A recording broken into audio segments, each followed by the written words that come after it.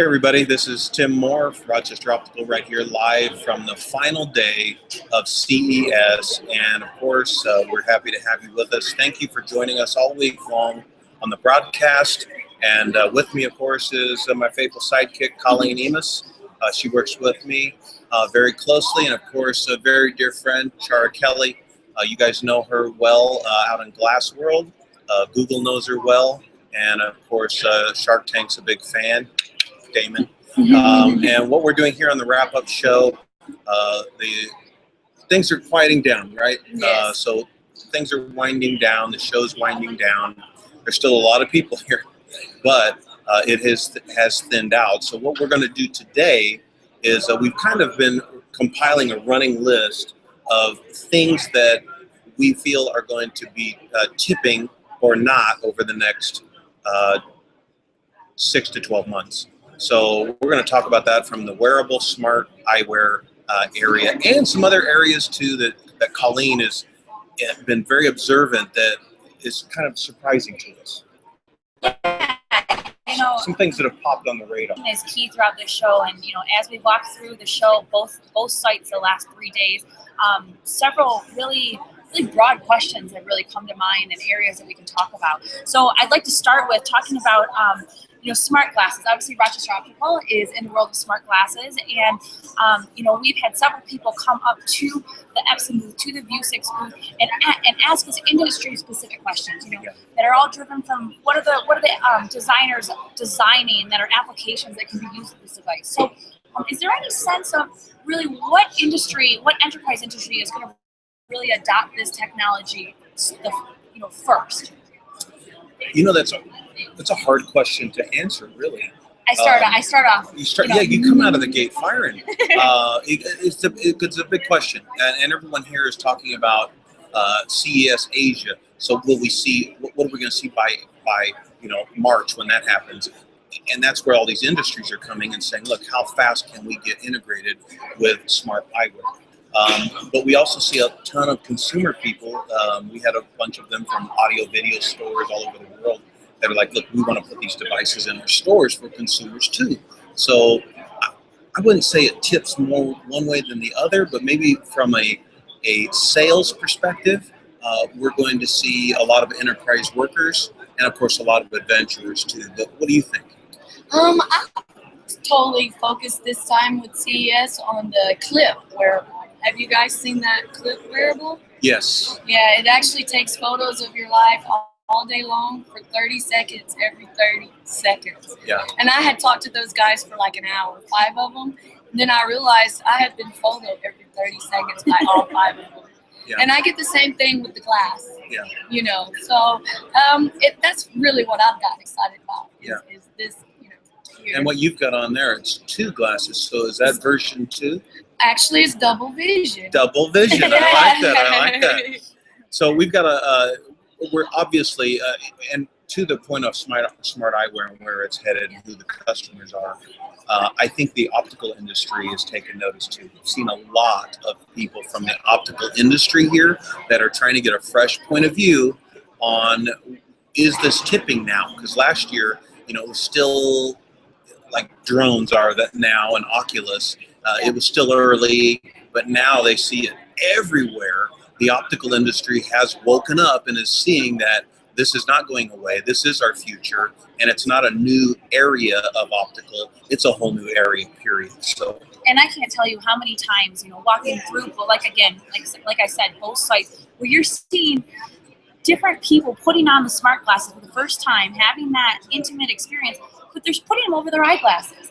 And, I have to chuckle a little bit because, it's a perfect way to walk in and say, hey, we have a solution for that. Yeah. And, that brings me to the next topic that, you walk all these halls and you see all this innovation, you see all this technology, and, what's garbage and what's not? I see all these solutions that, are there really problems that they're solving? Or is it simply a more savvy way to do it? Do you really need a Nest that changes your home to a smart home so that it knows when you walk in to lower the temperature versus running a program that does that, in older technology. So I wonder, it seems like prescription lenses for these smart glasses is really truly an amazing solution that complements the technology and is something that I think people very early on grasp. Oh, I understand the need. Yeah. It's critical. Yeah. This provides value to my life, not only from a style standpoint, but from a visual acuity standpoint, as well as a comfort standpoint. And that's been very energizing and exciting to see. Yeah, I think so too, especially when we see people that are coming into the booth that are manufacturers of other devices. Like, for example, posted here on Google Plus about Sergey showing up to try on the Epson yesterday, right? That was kind of a big deal. And, he was very cool about it. And then the folks from Tango came, and we had guys there in the Epson booth today from Google X.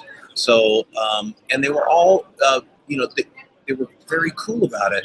And I think that's what's awesome is that the optical industry, the manufacturers, and even those of us that may have different pieces in the ecosystem all see that this is an emerging industry, and we all want to support it and not fight. Right. We want to cooperate, right? Yeah, work together.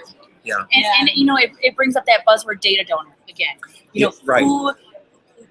Everybody plays a part in that ecosystem, from the wearer to the manufacturer to the optics. It all correlates to that connectivity, that term that we keep talking about is these data donors that are providing information so that we can figure out how to make this functional and have it really be the wave of the future. Yeah, and adoption is how it becomes futuristic and has legs, right? If it isn't adopted, if it doesn't have practical uses, if it isn't at a price point that everyone can get to, that's where it kind of goes to the wayside. And I think that's where distributors and buyers, a lot of optical stores are here. They're looking at the smart eyewear, and they're trying to figure out different ways of, okay, there isn't a problem yet because it's new, right? Yeah. So since it's so new, I'm not sure the path. And it's been great having some of the discussions we've had here with people who see the future. They see the fence. We're jumping over the fence. There's no road. There's no signals. There's no street signs yet. But we know everyone's going over the fence. Yeah. So that's been really exciting to be in this environment, hasn't it been? Oh my, it's been amazing. Someone asked me, they were like, is there anything you didn't see? And I was like, actually, I didn't see a PC. What? A PC. Oh, yeah. No, right. Everything's wearables and tablets now. Yeah. So, and then augmented reality as well. I've seen a lot more of it. Overwhelming this year. Yeah, totally, completely. Yeah. And a lot of notification systems. Yeah. Rings, bracelets, necklaces. And that leads me to my next question, which is, the Sans XL, which we are in front of here. This whole side is filled with fitness trackers, with notification trackers, with primarily things that are on your wrist. But then you do have the occasional smart glasses that are showing notifications, things like that. And and my question is this enough to give people incentive to make a change that is worthwhile, or is it just kind of a fad? Is it something that we really believe is going to be here next year, and is it going to occupy 3/4 of the space next year, or is it going to occupy 1/3 of the space next year? What are your thoughts on that? What do you think? Let me ask you this. Let me flip it on you. There's a couple in here. I'm not going to mention who they are because that's not cool. But they do have ginormous booths, and they've got people exercising, and they all look great. They're not, the shape of normal people. They're beautiful people, and they're all every 10 minutes they're coming out and they're jogging with the tracker on, and they look even better, and it's like, man, that's not real life. I mean, like Doritos, But I think how much bigger point. How much bigger space can they take up? Yeah. And does that make the product better? You know what I mean? Yeah. This is sort of like a telltale saying. Something that works for you maybe doesn't work for me. So, correct. Coming from someone who's been a runner, who's been an athlete my whole life, one of the things that I love seeing is that there are so many innovative and different solutions to the same problem. And what the way that you may want to get your information that motivates you is different than maybe the way that I want to, or maybe the way that you want. And that's what I find fascinating is all these different ways to reach the same end goal, which is how do I motivate this person to take steps in the right direction to either become more healthy, to become more fit, to reach a goal, to really have overall life wellness. And I find that area very, very fascinating. So I would say that probably my answer to the question would be that I think it's going to only continue to grow. And I say that because grow in their use, or grow in next year we'll see more of these guys. I think both, but I think the use is the most important because, you know, I see a direct correlation to healthcare insurances where you can, you know, very similar to how we're talking about smart glasses and how, you know, you've got the M100 from Vuzix that are making portals so that warehouse facilities can have a check-in, check-out system. Right. I see this where health companies, insurance companies will be providing these trackers to their subscribers or to their customer and saying, download our app, we're going to monitor it, and we're gonna give you a cut next year because you lost 100 pounds. Or, you know, we want to. I'd be in on that. I would too. We want to incentivize you because you are taking care of yourself. You are doing something that is going to help you have a longer lifespan, or you're going to be more healthy, or you're impacting people in a positive way.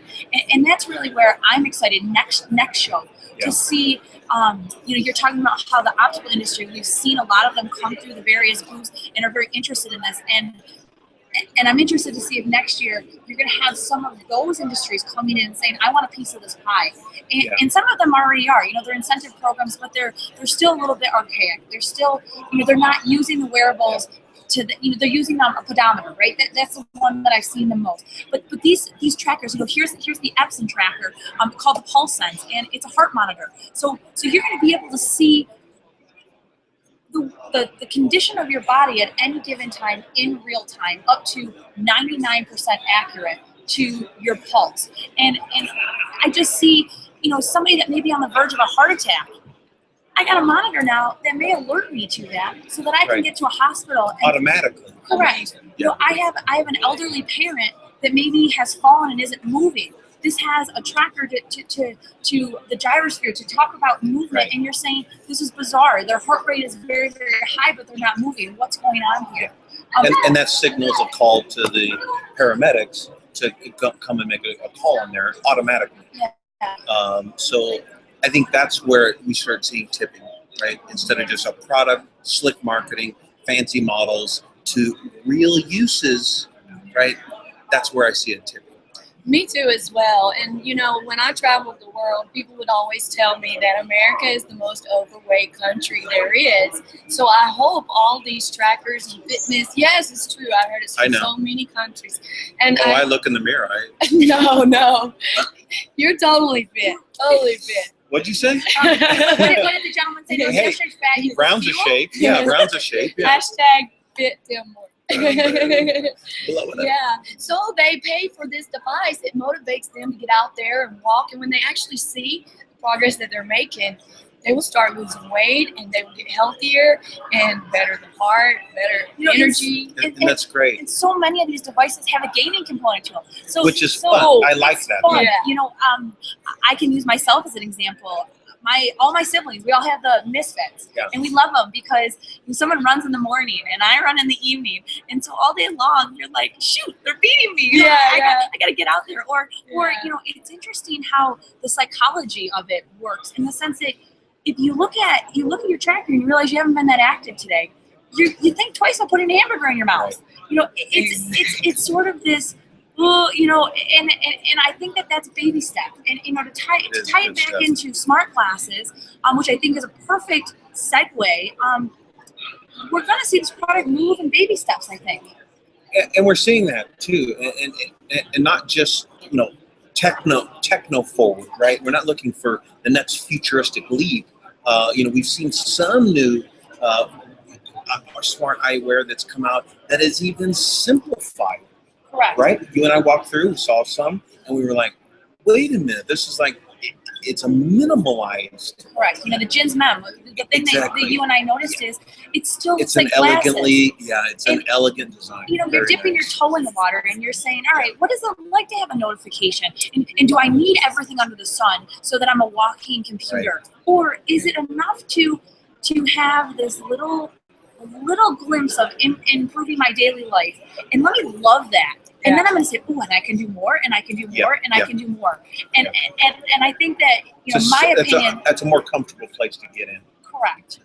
And speaking of comfort, drones. I want to move to the next topic. Drones. So a year ago, drone was a new word, and to some people, to many people, including myself. And there was this privacy concern. There was this kind of fear of, what do you mean you can send a device into the sky and you can Google Maps and you can see what I'm doing? And I can tell you, drone after drone after drone after drone, and excitement, and we've had so many people come up and say, I can do this for roofing, I can do this for painting, I can do this for bridge inspection, I can do this for natural disaster, I can do this for you name it, on and on and on and on, with a huge smile on their face. Right. It's kind of like that, aha, it's finally here. I finally can do it in a cost-effective way, and in a way that's HD. Living in that generation of now. What are your thoughts on that? Oh my gosh, I saw a selfie drone. It actually takes off and comes back to me. So sorry, stick, you're out. Now is the selfie drone. And using your hands? How gross. Oh, yeah. He's like your little friend. He goes out and comes back. And I've seen drones as cheap as $30 up to $5,000. Yeah. And I think it's based on that big camera that's underneath it. Yeah, and they're so cool. They're getting better at landing. Yep. Easier to fly. Easier to fly and going up higher and down, easier. And it's just amazing. And they look cooler. They're looking at you. They're like a video game. I love them. Did you see the Inspire? The DJI Inspire? I did. Unbelievable. It looks like a Black Hawk. It does. It really does. Exactly. That's perfect. And I tweeted about it a couple of days ago, and everyone was saying, look, ship it to my address, ship it home, ship it home. And I'm like, okay, I just need your credit card, ship it, we'll ship it to you. But I think we're seeing that a year ago, drone was a toy. And so anytime you saw one, when we first brought them in to our R&D over a year ago, even at our place, they were like, oh, this is just a toy, this is just a toy. Yeah. And here we are just, 11 months later, it was probably one of the hottest things next to smart eyewear at the entire show. Is that fair? Yes, that's that totally fair? fair. Yeah. I agree. So drones, look for drones and their uses. See, it's not just the gadget. It's not just the device. It's what you can use it for. And for example, with what Epson was doing, they have DJI and Epson are partners, and what they're doing with tying the two devices together to do even more uses that's what we're going to see in Asia later this year, and by next CES, who knows where this will be. Who knows? And I know right now, currently, there's a hotel in San Francisco sold out because they do drone balcony services. Oh my goodness! Awesome. If you need anything, it's coming up by the drone. That's where we're staying. And also the ships. They're sending things out to the ships. Yeah. So drones can be very useful. Very helpful. Very helpful. Yeah. And that's what technology is. People are overwhelmed and scared by the word, but it's to help us and make things so easy. How could we live without our cell phones? Now it's moving on. Yeah, I couldn't either. I couldn't. Or my wearables. And I have to say that it brings great hope to watching different customers come in and realize how, I'll use the Movero as an example, how you can see what the camera's seeing in real time in your device, and have prescription solutions that go in there to really make your job as easy and painless and as exciting, so that you really can, without any obstructions. And I think people understanding that and realizing that there's a solution for them. They never thought of it before. Exciting. Well, people who have limitations, they don't want to feel that way, right? They want to have an access in to be able to use the device, like glass. If my when we first got into glass a couple of years ago, right? It was just a thrill, right? Yeah. But if I couldn't see out of my right eye, then I feel excluded. Exactly. As much as I want it, I can't see it. glasses aren't even going to help me, right? So, I think that's where we've got to continue to grow and understand is that it's got to be accessible and usable for everyone right? included. Yes, I agree. I was showing a gentleman yesterday. He was like, "Can I try the Google Glass?" I'm like, "Sure." And he's like, "But I was shot in that eye, and I need it over here." And I was like, there's nothing for you currently. Currently. Well, you've got M100 that you can flip the sides. Yep. So, you are seeing, we spoke with Sony, and Sony has the smart glass attached. And if it's not doing already, I think there is some thought in being able to have the heads-up display switch. That's what they're talking about. So perfect. it's I think that's what's so awesome about CES is it's this sort of think tank for all these people that are potentially early adopters or using the technology or very interested in technology, bringing feedback that maybe the manufacturer hasn't thought of. And it's like, you're right. Holy cow, my right eye doesn't work. What do I do? And there you have another company that thought of that solution. So, that brings me to this idea of connectivity, right? We talked yesterday and we talked a little bit the day before about how there's these major companies like Samsung, like Sony, like LG that are designing suites of devices, meaning tablets, phones, TVs, wearables, you name it, everything. They're cutting the pie in as many ways as they can, and then they're powering it by their own proprietary, so that as a user, as an end user, I don't have the ability very easily to use a Samsung tablet and an LG phone and a Samsung smart glass because nothing's talking to each other yet for the most part. And this idea of, Tim, what is your opinion on this issue of connectivity, the speed of it, the timeline of it? How is that issue going to bubble to the top, and how are we? Is it smaller companies, maybe like Rocket, that are going to come in and be solution providers that help work with all these different players to deliver the end user one solution? Or is it, what's your opinion? Do you think that it's going to be big companies that need to bring technology to a hospital, for example, and the hospital's they're not going to want to use all these different products not talking to each other? We were joking yesterday, we carry cell phone plugs around, and we've got 15 of them because all of our devices plug in different things. Right. Exactly.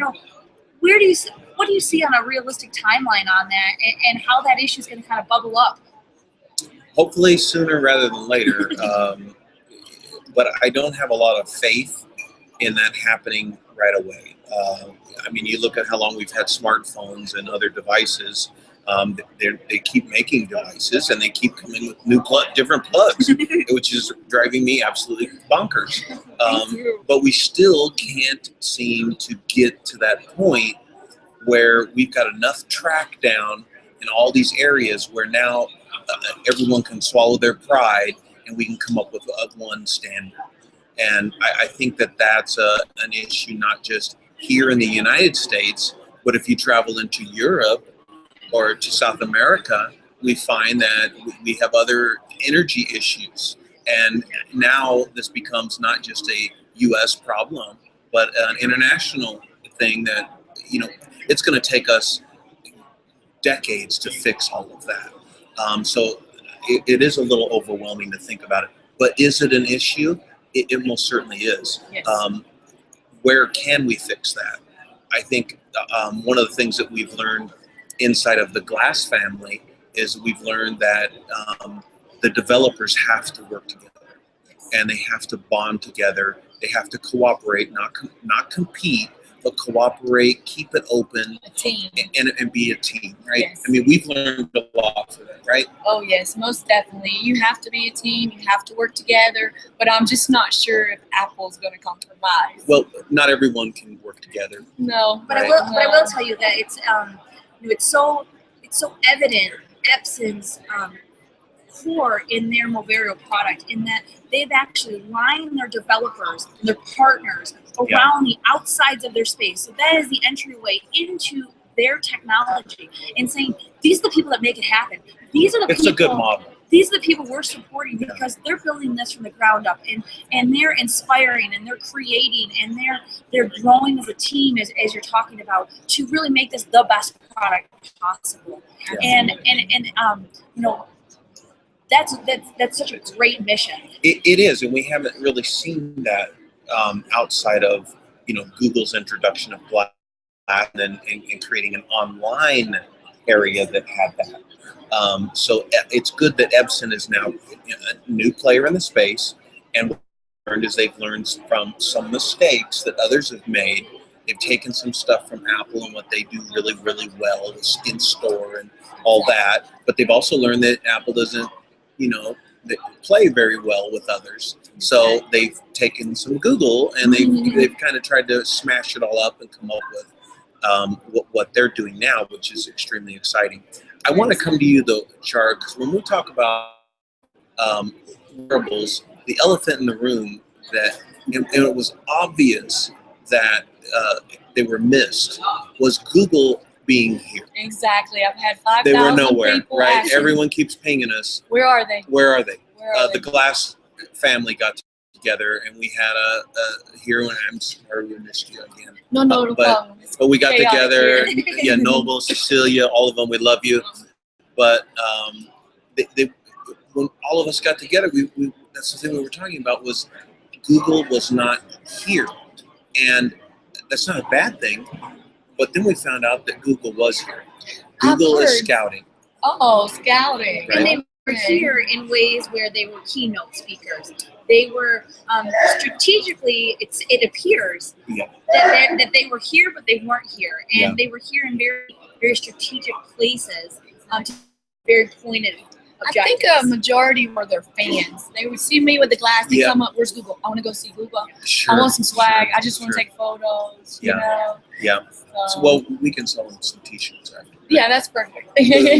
So I think the thing to me that was obvious is that we know version 2 of Glass is coming at some point, right? The Glass 2, we know the Explorer program, which was wonderful, will come to a close, and it will become a public product just like everything else. Google has learned a lot. They've told us that. And I think what we're going to see is a new design. We're going to see something that is more competitive than what we see now. I expect it to be superior and less expensive. I was about to say, right? The price. I think they're going to take all of this information. They're not going to say anything right now, but they are going to come out with something that, I mean, don't you expect that soon? I expect that soon. Yeah. I mean, anytime now, like next month maybe. Yeah, they could drop it real quick. Yes, and do you think it will have the SIM? I don't think so. I hope so. Yes, me too. I hope so.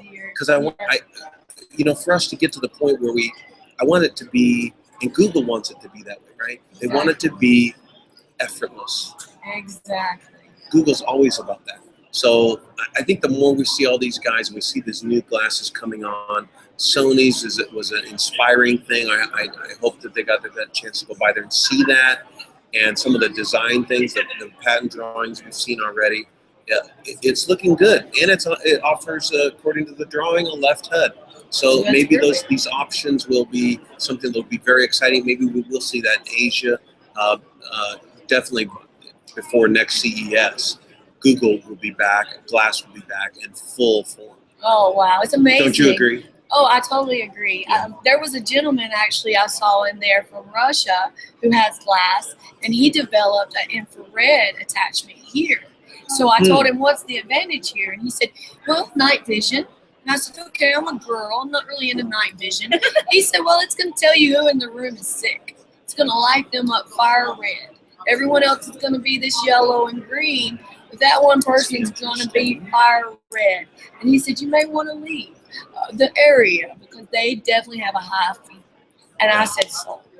I am a germ freak. Yeah. I would love that, but I tell you, when I get on a plane, everybody's going to be fire red. I'm going to have to leave. I'm sorry. I need an Ebola filter. Yeah. If I could get one for Glass. But now we're going to have, now we have an accessory problem.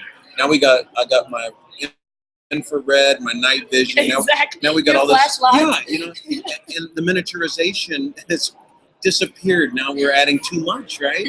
Yeah, maybe too much on And one that's where side. the apps are coming. That's where the apps are important, Yes, right? yes, The app absolutely. world for glass in particular. We see the other devices.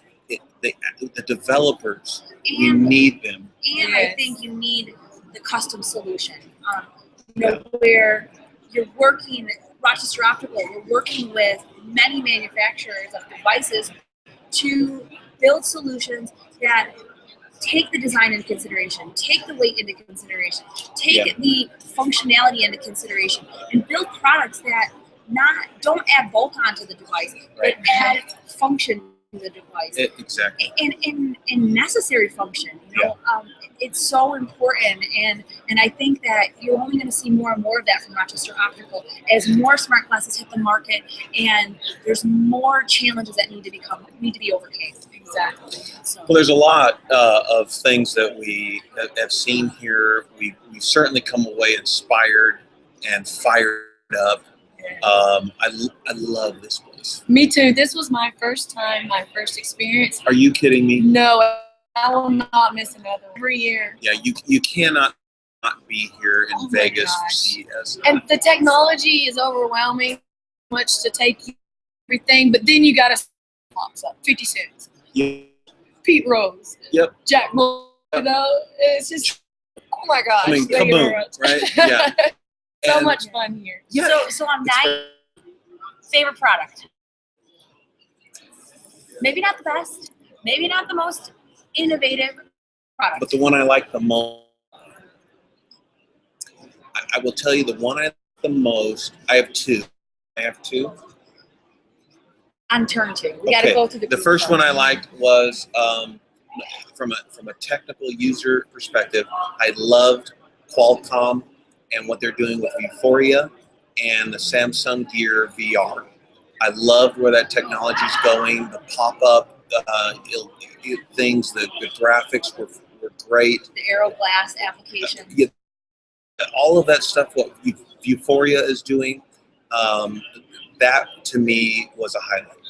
Awesome. Awesome. Yeah. Me, I'm a big notification person. I have the best one on, as far as smart glasses go. They're notification systems. Yep. But the one I saw was the little baby doll. And she's perfectly made. She's handmade. Her little legs hang down, and her heart goes off whenever there's an important notification. And you can set it in within the app what you want to be the most important and how she goes off. And she's perfect. I was like, I want that baby doll. It's so amazing. And then her little heart lighting up, and I just fell in love with her as an instant notification system. I'm very girly, but that was my part. Right, that's Ryan's favorite too. But freak me the clip. Yeah. Oh, No. Yeah. Ryan's favorite was the You're baby doll? Oh yeah. I think he.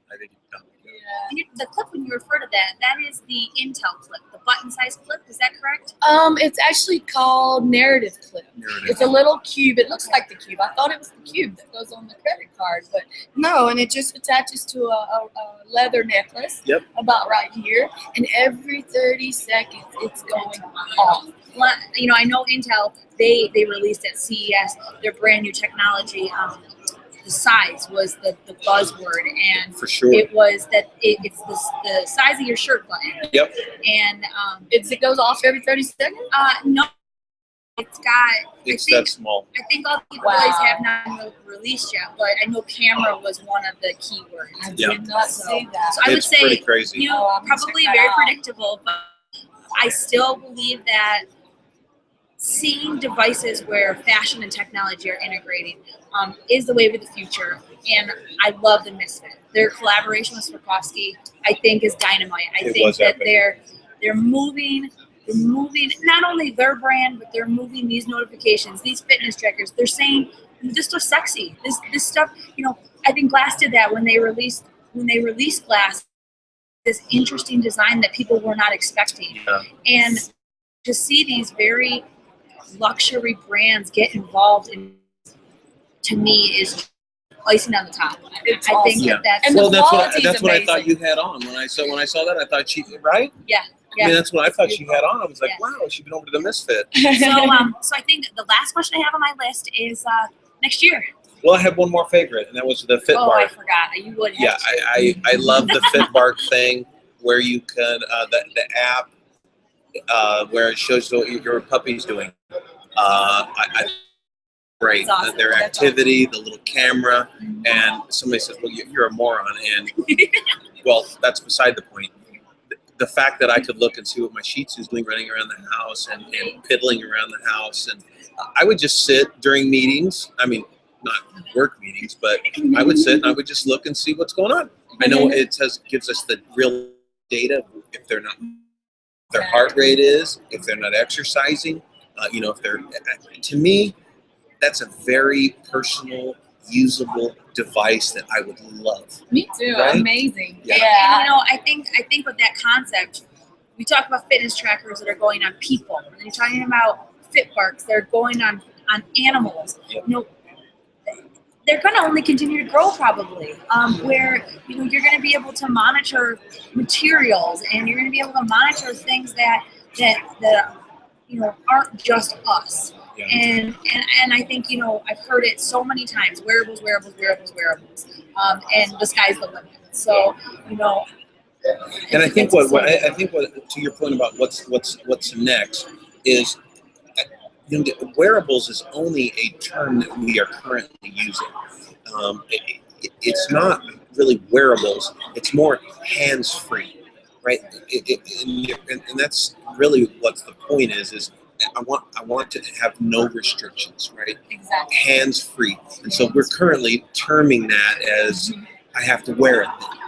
Right, Exactly. for it to work or for it to give me what I need, I have to wear it. So glasses are obviously something we wear, watches are something we wear, jewelry, we wear it, and we just go on with life, right? We don't think about it.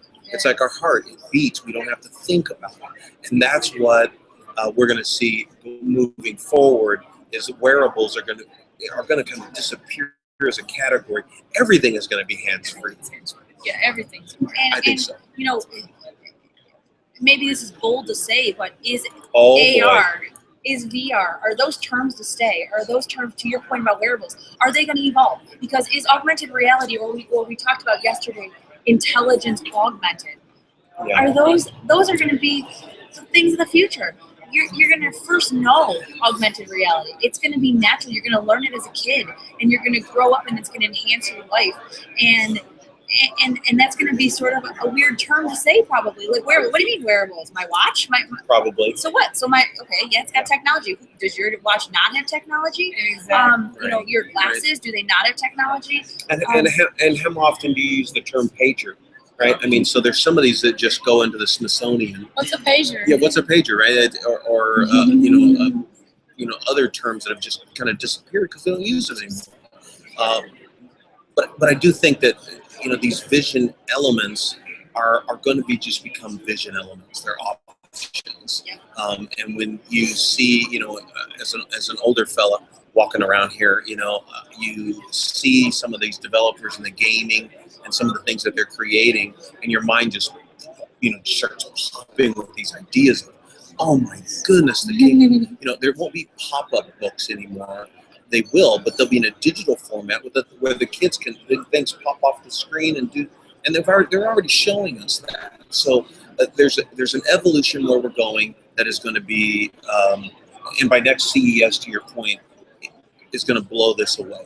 How exciting is that? It's tremendously exciting. I think that's why we chose the technology field, right? Exactly. Yeah. So exactly. That's why we're here as people who love the industry but love what it does. Exactly. Not just tech, right? Otherwise, we'd be working in a hardware component factory. But yes.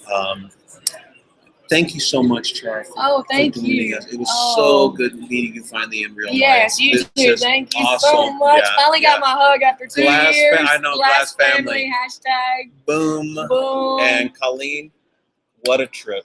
It has been. It has been. And we thanks have had for a my ball. Epson. Kaboom. Yeah, And this is awesome. I tell you, you guys have got to come to CES. CES Asia is May 23rd through the 27th in Shanghai. We will hopefully see you there. If not, we'll also be out in Silicon Valley at April 22nd and 23rd in San Francisco. We're at the Fisherman's Wharf area. We'll be there for the Wearable Tech Adoption and Monetization Summit. I'll put the link, drop it right here in the video below so that you can see both of those things. You'll probably see all of us there. But we want to thank you again for being with us for CES 2015 right here in Las Vegas. Have a good one and keep smiling, everybody.